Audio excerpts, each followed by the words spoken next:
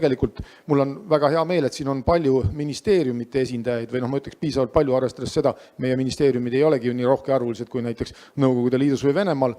Siin on mitu ministeeriumit, mitu ministeeriumi osakonda ja ma tegelikult alguses kellegilt nagu ministeeriumi esindajatelt ei palunud sellist sõnavõttu, ei põlinud arvamust, aga siiski ma julgustan nagu ütlema midagi, kui te tahaksite sellesse diskussiooni kuidagi sekkuda, et jumala eest ei oleks sellist tunnet mul endal pärast, et ma nagu teid nagu ära ei kuulanud. See ongi praegu tegelikult küsimus, mitte kellelegi konkreetselt, aga ministeeriumitele ja osakondadele, et kas keegi tahaks avaldada nagu selles küsimus arvamust, võib-olla ütelda, milline on Eesti seisukoht või mõte või te ei ole selleks valmis ja ei tunne, et kuna ma seda ennem ei ütelnud, siis ma tegelikult seda ka ei eelda, aga ma lihtsalt annaks selle võimaluse.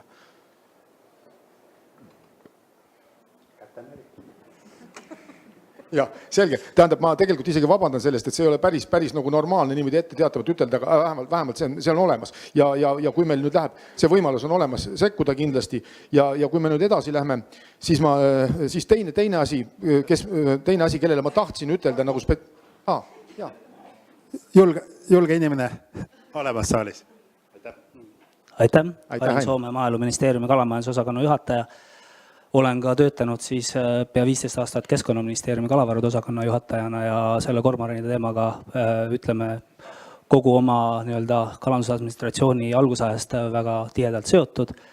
Eelkõige siis tõesti ka seoses sellega, et neid uuringuid on ju Eestis tehtud ja jõutud ka mingil hetkel ju soovitusteni, et kormorani tuleks hakata ohjama, mille tulemusena tegelikult on jõutud ju siis ohjamiskava ka vastu võtta, mis siis ilmselt täna väga jõudsalt ikkagi töös ei ole või et neid meetmed, mis seal on ette nähtud, ei rakendata.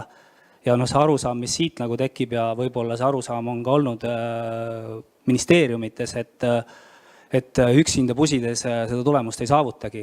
Et see tõdemus, mis siit nagu välja tuleb, et tuleks koostöös rahvusvahelisel tasemel ikkagi edasi liikuda selle asjaga, et kui küsimus on rahas, siis praegu küll Maaeluministeerium rohkem on Euroopa Merenduskalandusfondi rakendamise peal. Me võib-olla saame rääkida uuringute rahastamist, kuigi kui ma seda diskussiooni siin kuulan, siis mina arvan, et seda ei ole vaja enam tõestada, et kormoran kala sööb ja kui on olemas riikides uuringuid, mis kala sööb, kui meil on teada tegelikult, kus need kolooniad paiknevad, siis pigem võib-olla ei ole küsimus mitte niivõrd uuringutes, vaid kuidas see rahvusvaheline koostöö käima lükata ja kuidas siis need samad meetmed, mis meil on tegelikult kavas ette nähtud, need töösse panna. Aitäh, Ain. Et tegelikult ongi niimoodi, et selle tänase koosoleku ei olnud eesmärgiks, ka mitte peidetud eesmärgiks, et me tahaks ilmselt kohe homme või ülehomme raha tulla küsima. Aga ma arvan, et teadlaste ja teadusorganisatsioonide peamine eesmärk ongi informeerida inimesi, ja mitte ainult inimesi, vaid just neid inimesi, kes otsuseid teevad. Et sellepärast me, nagu ma alguses ütlesime, me otsustasime, et me ei kutsu siia, me ei pane seda avalikult üles, et siin oleks sadu inimesi, kes armastavad ise enda häält kuulata, nagu sellisel puhul öeldakse. Ja just mõtlesime, et me kutsume siia, kus meil on nagu ruumi rääkida just neid inimesi, kes nagu peaksid seda teadma. Nüüd teine, mul oli plaan, aga see ei ole praegu selles mõttes väga oluline, sest ma tahtsin tegelikult ütelda seda, et me hästi hea meelega kuulaks ka linnu-uurijate, kes linnu-uurijad ei tähenda üldse seda, et ma ei arva, et linnu-uurijad on alati kalade vastu või nii, aga nemad on tegelikult nende teadmised linnupopulatsioonidest on väga olulised selles osas. Ja ma tahtsin nagu ergutada linnu-uurijaid küsima või arvama, aga mul on hea meel seda näha, et tegelikult nii Velja kui Kalev on seda juba kõike teinud, et ma ei peagi seda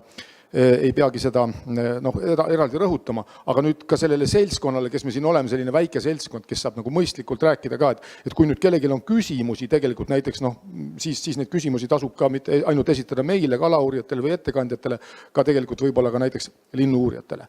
Aga nüüd, et minna selle diskussiooniga natuke edasi, ma arvan, et üks väga oluline küsimus, mis tuleb kõigile pähe ja mille Veljo väga ilusasti ka välja küsis, ja on see, et tõepoolest, kui meil on väga palju kormorane, siis samas me ei näe, teadlasena ma ausalt ütlen, et me teame kõik, et nad seda söövad kala, linnud söövad kala, me teame, milliseid kalasid nad söövad, aga me ei ole näinud seda, et need kalad merest otsa lõpeks.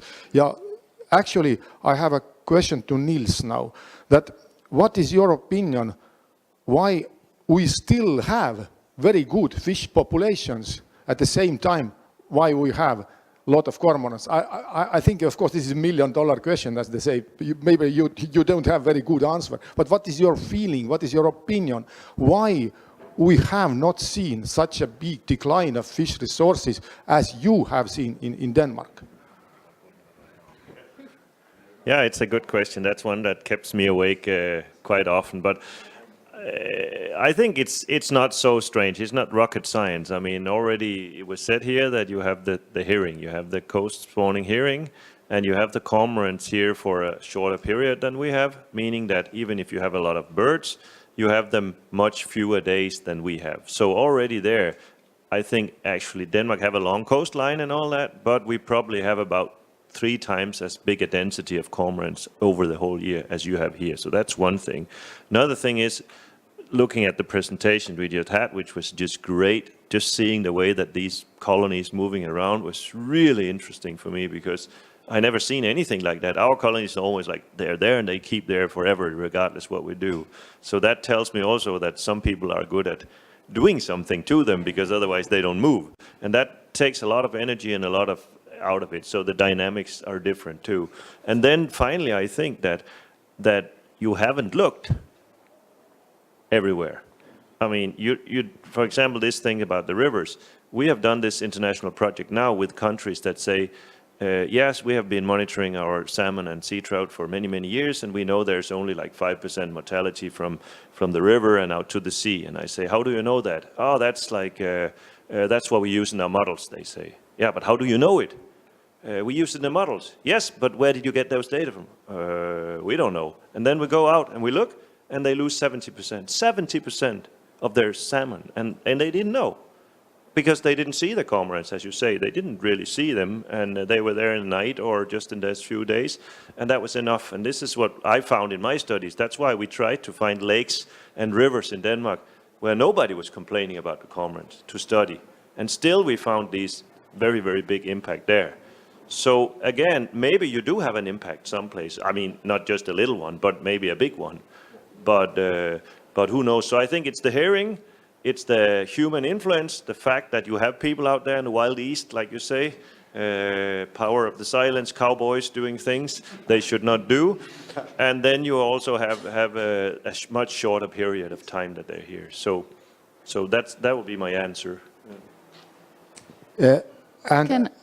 Ma lisaks, someone mentioned here earlier that the number of fishermen have decreased at the same time. Have you looked at the total catches then? And you made very good point. Some 20, räägin parem eesti keeles, 25 aastat tagasi, nagu me kõik teame, meil oli väga palju kalureid, meil oli väga suur kalandussurve, ja selle põhjuseks oli see, et Eestis kalapüük, rannakalapüük oli äärmiselt tulus, nagu me teame. Kalurid olid väga rikkad inimesed, sõitsid väga heade autodega, ma tean, arutlesid selle üle, et tegelikult võiks võtta tööle sulased, kes püüavad ja ise lihtsalt istuks ja naudiks elu kusagil. Ma tean täpselt inimesi, kellel oligi selline mõte, sest neil oli lihtsalt niivõrd hea elu.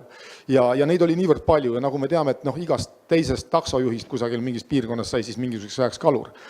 Aga kuna puht majanduslikel põhjustel kala müüdi ju Euroopasse, kus olid siis kõrged hinnad, kala on edasi Euroopasse müüdud ja hinnad on seal võib-olla natuke kõrgemaks läinud, aga kõik kulud Eestis on nii palju kasvanud, et kalanduse tulusus on nii palju langenud, et meil on tõesti väga palju vähem püüdjaid. Et see on üks asi.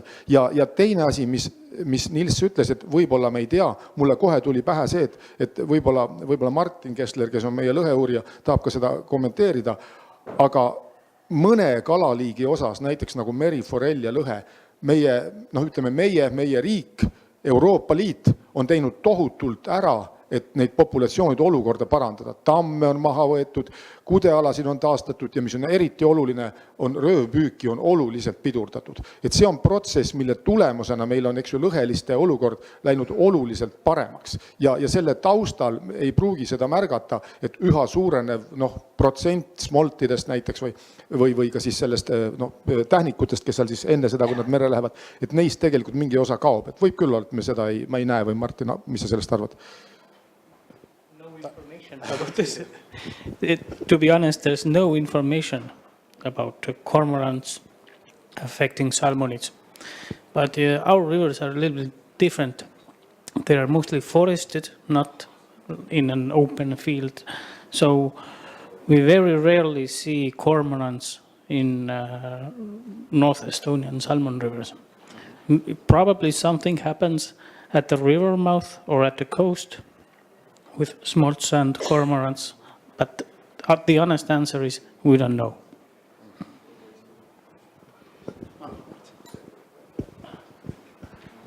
Thank you very much. A question to the speakers in general. I think it was said here that the cold winters, harsh winters, are one of the main population driving factors for the cormorants. I mean, with the climate change that we, I think, more and more notice of recent days. Certainly where I come in Poland, where not too long ago, a few days ago, we had 20 degrees beginning of November. We won't get apparently that many cold winters. I know it's a speculation, but what would be your gut feeling? Where does that lead the cormorant population? Thank you.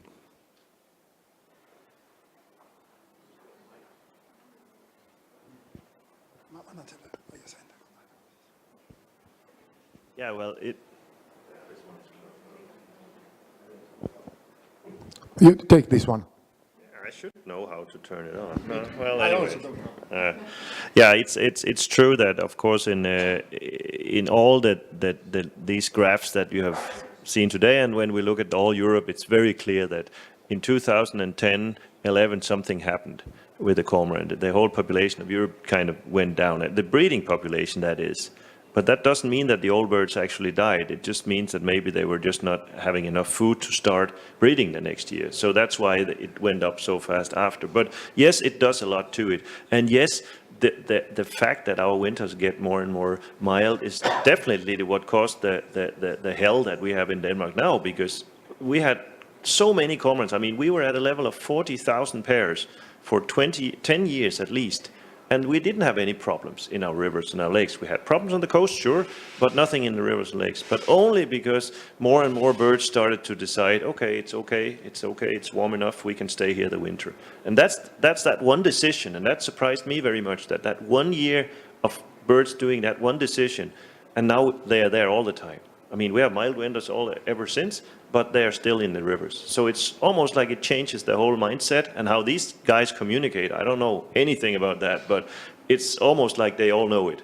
And we had the same with the seals. The exactly same happened with seals in Denmark. The harbor seals couldn't find food on the coast, started to go up in the rivers. First we had one seal, now they all just kind of swim up in the rivers because they learned that it's not dangerous and there's food to be had. So now they swim up in long ways up in the rivers and chase fish. So the predators adapt, and these mild winters is probably the worst bad news that we have for the cormorant thing. So the risk of you seeing something like we have seen, inland birds going into the lakes and so on, is increasing with mild winters, I would say.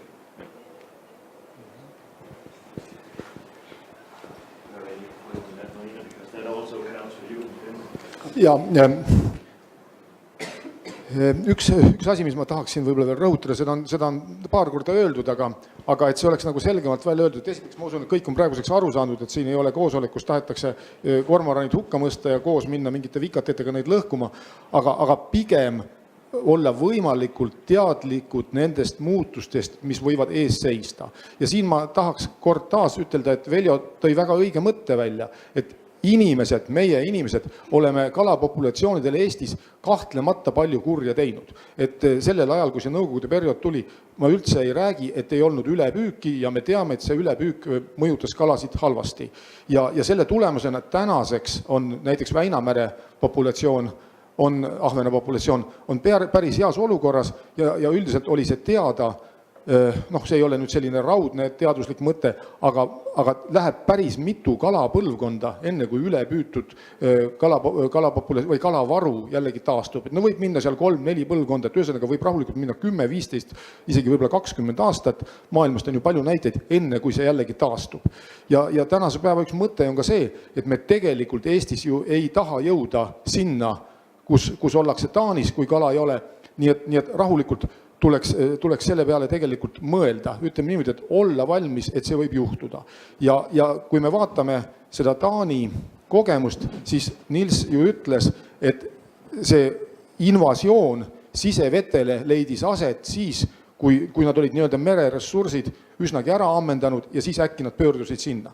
Meie mereressursid on heas olukorras, aga nagu Lauri ütleski, et kes ei tea, Eestis on selline seaduspärasus, et me oleme vaadanud Väina meres näiteks, et head ahvena põlvkonnad ei ole mitte iga aasta, ei ole isegi üle aasta, vaid kui väga pikkade aastakümnete jooksul vaadata, siis võib-olla meil on seal 3-4 tugevat ahvena põlvkorda 10 aasta kohta. Ja kui nüüd päris mitu aastat seda ei tule, mis vabalt võib juhtuda, siis me oleme väga halvas olukorras, kala ei pruugi enam vees olla ja siis kormoranid võivad siirduda nii-öelda sisevetele. Et kas me oleme selleks valmis? Ja hästi oluline asi, siin on võib-olla silmas pidada ka seda, tõesti, ma jälle rõhutan selle üle või tuletan meelde, et 6 või mingisugune sellises suurusjärgus kormorani suutsid välja püüda seal 98% harjusest mingi 2-3 nädalaga, kui nad jõe ääres oli.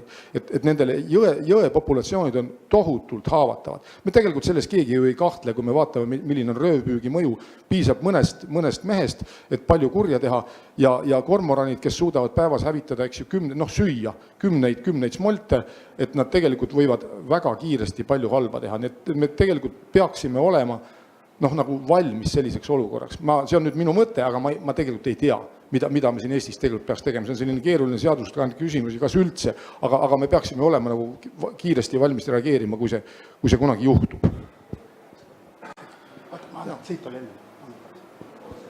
Mul on 2 mõtet ainult, et hästi piinlik on see, et seire lõpetati asja eest teist taga ära, et kui on olulise populatsiooniga tegemist ja sul on 20 aastane rida sealt taga ja siis ütleb, et me muudame meetodi, et tegelikult mis seal kontrollimata saartel toimub, et see ei ole oluline, et see nii ei tehta lihtsalt juba põhimõtteliselt.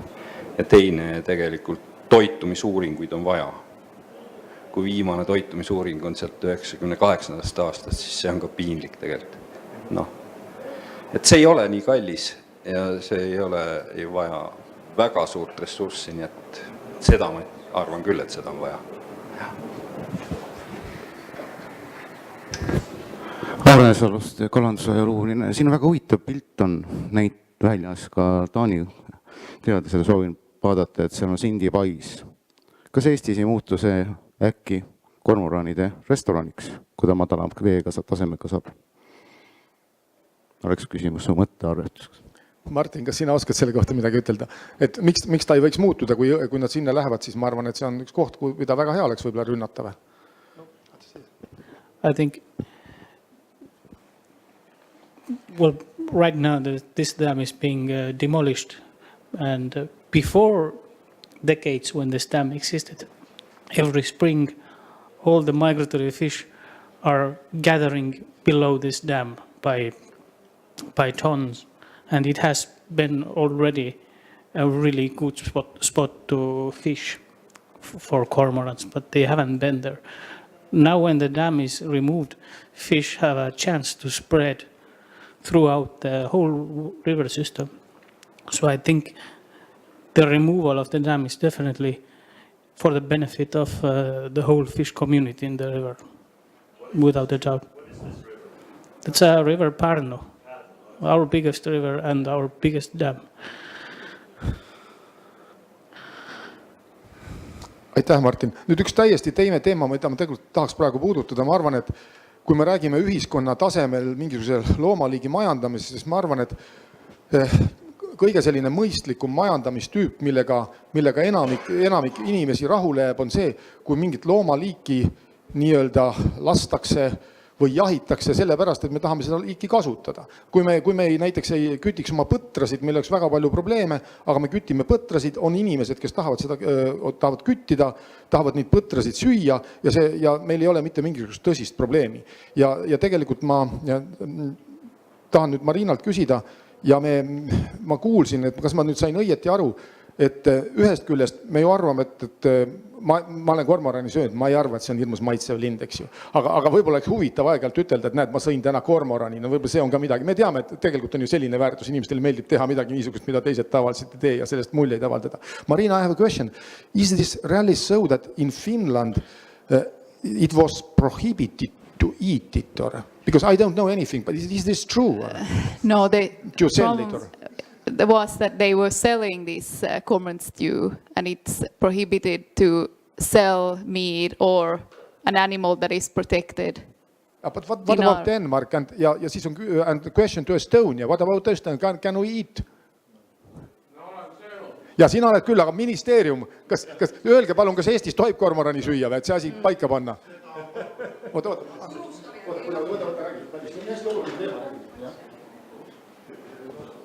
Et see küsimus ei ole varem nagu üles tulnud, aga üldiselt kuna linnudirektiivi järgi on ta kaitstud lind, et ta ei kuulu jahitavate lindude hulka, siis turustamine on keelatud. Et ilmselt see on suur vahe, et kui sa lased meil seaduslikult ja ise ära sööd, aga kui sa üritad müüa, siis on juba teised paragrahvid. Marina näitas ühte pilti, me olime seal, see oli vist Ahvenamaal, kus oli kormorani pitsa. We eat cormoran pizza, but this was not marketing, so it was just for us and or homemade or how it works. How we were allowed to eat cormorant then in Finland, cormorant pizza? Yeah, this is on Åland Islands where they have their own legal system. Still in European Union, I think. Or? Yeah, of course, but still it's a special case with Åland because it's Finland that is responsible, but Finland can't affect what happens on Åland. So it's a complicated situation. But with the pizza, it's that you have to order it in advance. It's not on the menu. You have to order it in advance. And then you ring up or email, whatever system they have, and order it in advance. So they get around that, I think. Võib-olla siin on ka üks selline mõte, et meie esindajad nii-öelda riigivalitsuses ja need, kes Euroopa Liidus käivad, äkki võiks seda mõtet siiski arendada, et mingitel tingimustel äkki tohib ka siiski kormorani süüa. Et tegelikult teda on ju päris palju ja mis sellest ikka niisama lased või maha viskad, eks ju. But Niels, what about Denmark also? You are not allowed to eat or market or how you call it? I don't really know. I mean, we shoot a lot, but mostly people just throw them in the garbage. But one place you should ask was France. I mean, who is the French kitchen? They're the chefs, and they shoot 60 to 70,000, and that's legal shoot. I mean, they even shoot maybe 100,000 birds. So imagine what a big heap of bird that is. They must eat them there. Maybe not, I don't know, but maybe the French were the right to ask. We have eaten them in Denmark sometimes, but I never seen anybody trying to sell them or anything, so I wouldn't know. If the question comes up, I think they will just laugh in the ministry and say, go ahead, but who knows, maybe not. Nüüd ma annaks hea meelega sõna Hannole, sest Hanno oskab kõikidest asjadest maitsvat toitu teha, mis sa sellest asjast arvad? Mul ongi küsimus Marinale, et enne rääkisime ühest kokaraamatust, et kus selle kokaraamatu saab osta?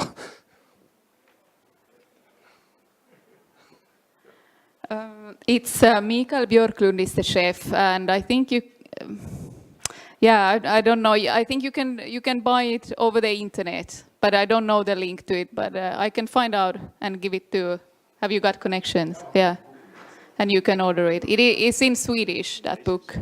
But I just wanted to bring up the Norwegian situation as well. There, it's huntable species, and they also have this very strong hunting culture of using what they hunt, and they also use it for eating. Yeah, I agree also that actually this is very much ethical, that if you kill somebody, you just at least eat. Exactly, it's ethical. Not throw to garbage. Yes, definitely. Nii, kas on keegi veel, kes tahab midagi sellest asjast arvata? Ma võiksin lõputult rääkida, aga ma arvan, et hea meelega annaks sõna ka teistele.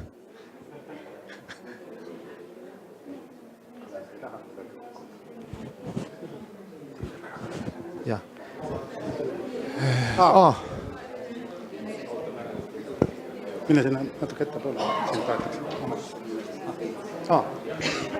Mul on tegelikult rohkem nagu kommentaar, et ärge saage valesti aru.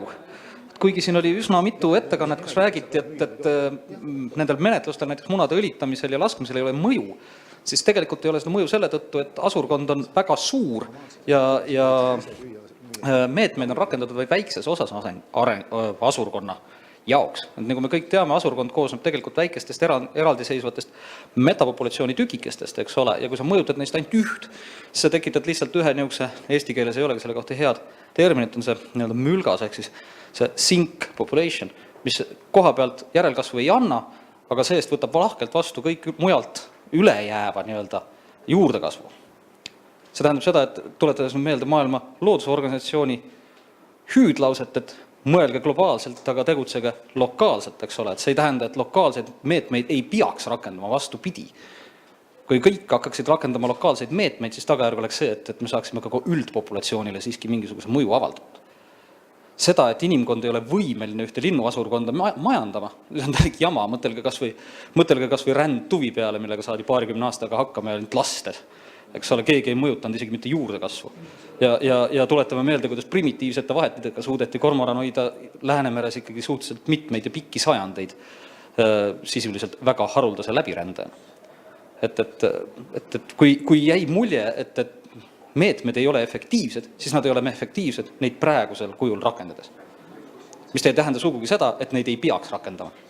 Ja ma olen Lauri sinuga ka täiesti nõus, et tegelikult inimene kahtlemata suudab kormorani mõjutada, selleks ei ole ilmselt mingit kahtlust ja parim näide selleks ongi see, et meil ei olnud ju see alamliik on maailmas olnud, eks ju maailma loomisest alates võrreldes meiega, meist ei olnud mitte midagi, kui see kormoran elas. Ja miks teda siin mõned sajad aastad tagasi ei olnud, keegi ju täpselt ei tea, no arvatavasti sellepärast, et kui kusagil oli niivõrd maitsmad munad, sest ma arvan, et näljasel inimesel on iga asi maitsev, siis mingisugune koloonia kuskil tekkis, siis lihtsalt mind ja söödi see otseses mõttes ära. See on minu arvamus ka. Thank you. A question perhaps to bird experts, because this growth of the population is quite enormous since the early 90s. Were there any effects noted on, let's say, species other than fish, like, for example, other bird species, in that, well, you would have, for example, competition for food or competition for space? Ma ei tea, Kalev, äkki sina oskad kommenteerida, kas on mõju teistele linnuliikidele on siis näha? Ma ei oska otseselt nii öelda, aga üldiselt on nii, et siinsed idapoolsed asurkonnad on ju saanud alguses ikkagi sisserändest. Ja üleüldine reegel on selline, et kui mingi liik hõivab uue ala, kus toidubaas ei ole piirav, siis alguses ta läheb väga kiiresti üles. Et see on väga oluline asi. Aga mida ma oleks tahtnud veel rääkida, need samad meetmed, et kas või see õlitamine, et võib-olla oleks lihtsalt esimese eesmärgina ei oleks meil isegi see, et me viiksime kormorani arvukuse alla, vaid et me püüaksime seda hoida mingil tasemel. Et see oleks võib-olla inimestele natukene talutavam arusaamine, et me prooviksime seda ületootmist, seda kaotada, et asurkond oleks stabiilne, et iga pihituspaari kohta oleks elu jooksul 2 suuhüpset järglast, et lihtsalt see ületootmine maha võtta. Et see võiks olla selline kõige esimene eesmärk võib-olla. Täitsa nõus. Ja, Nils, actually, I wanted also to ask advice from you. What should we do here in Estonia, having this situation that lot of fish still, but a lot of cormorants already? You should just be very happy. No, but just a comment to that, because this is a very good question about other bird species, and we have turned around that a long time. Also, now in the Brussels, we had this talk about it a little bit, and it's very difficult to understand, because one thing is that we have seen in Denmark examples that the cormorants come in on an island and they push everything else away. But normally they actually do pretty well. Even the sea eagles have been nesting in the cormorant colonies with the cormorants, and also the gulls have been there together with them, the swans. We have these bill stork now that are quite happy being with the cormorants. But what we have seen is a very, very big and very concerning decrease in terns. 2-3 different types of terns that all eat fish. And the people I talk to who are experts in that say that they think it's predation from fox and so on that's the problem. But I actually say they should try to look at food, because these terns only eat small fish. And on our coast, we don't have these little fish anymore. So I don't know what the terns should eat. And I say to these guys, have you tested for food depletion? And they said, no, because there's food enough. I said, how do you know? Well, because they eat fish. And I said, yeah.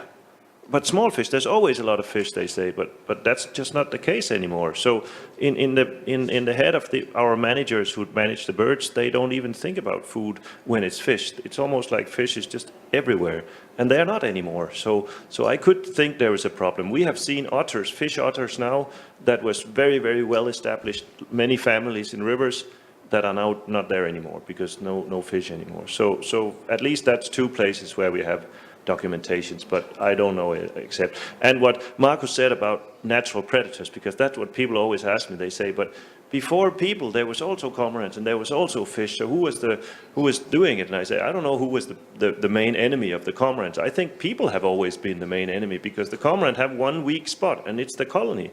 It's because they always breed in the colonies, and if you can go to the colonies, there's lots of eggs and lots of chicks and lots of stuff to be had. So I think that might have been the natural main enemy. Of course, the eagles can do something and so on.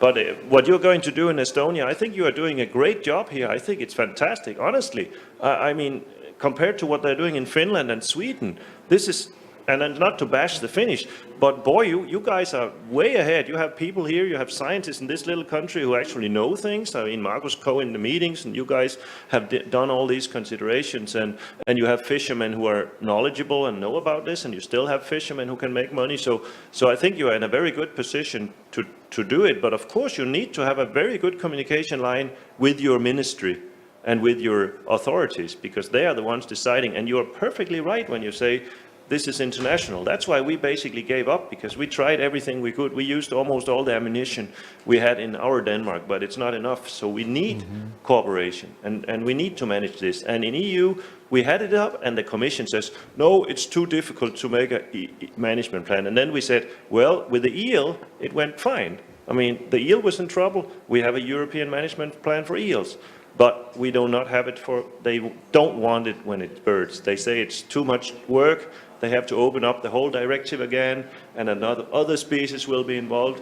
And it's probably true, but I think, should we lose all our natural fish stocks because somebody in Brussels think it's too much work to open up a directive? That's just me. That was my own point there.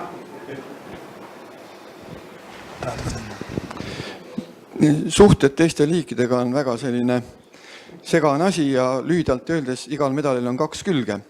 Mäletan, et kui Tondirahule Matsalu rahvuspargis ilmusid kormoranid, seal saarel oli enne väga suur asurkond, olid vaerad ja hahad, ja siis öeldi, et ei, aga see saar oli väga kinni kasvanud, väga kadaka saar, türnpuud ka veel, siis öeldi, aga kormoran teeb selle nüüd avamaastikuks, nüüd saad avamaastikulinnud siia tulla. See on üks moment. Teine moment, mis nüüd puudutab teisi liike otseselt, on see, et näiteks randtiir, tiirudest oli juttu siin, on selline liik, kellel terved kolooniad väga kergesti liiguvad väga suurte vahemaade taha, et ühelt saarelt teisele minna, see on nalja asi. Aga nüüd, kui rääkida, see on merikotkast, siis kui mina olin koolipoiss, 70. aastatel Eestis pehitses 10-15 paari merikotkaid. Praegusel ajal on Eestis 250 paari merikotkaid. Ja isendite arvu koos noorlindudega, kes veel ise ei pehitse, hinnatakse 800-1200, ütleme keskmiselt 1000 isendit. Ja see, et merikotkas on kormoranidest huvitatud, näitab kas või seda, et Käina lahe koloonia, mis on need ainsad jäänud Väinameres alles, siis kui mindi kormorani kolooniat loendama, siis nendest väiksest 3 saarelt lendas ära 48 merikotkast.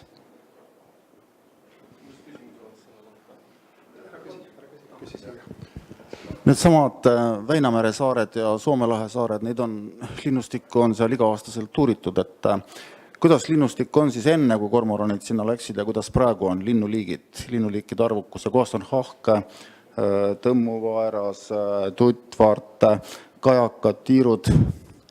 Kas nad kaovad nagu sealt Kormorani saarelt ära või kuidas see, mis need andmed näitavad praegu? Kormorani saarelt nad kaovad muidugi ära, sest Kormorani saarest jäid ainult puutüükad järgi. Et neil pole varje võimalust. Aga mis puudutab nüüd ahka, siis ahal on see probleem on globaalsem, et seal on hoopis teised põhjused, mitte kormoran, vaid seal on hoopis teised põhjused, et ahk on meil ära kadunud. Aga jah, sellisest, vaeras samuti ta vajab ikkagi varjet, aga kui jäävad järgi ainult kadaka tüükad, siis lihtsalt ja rohtu ei ole, siis lihtsalt lindudel on lihtsalt võimalus mujale minna.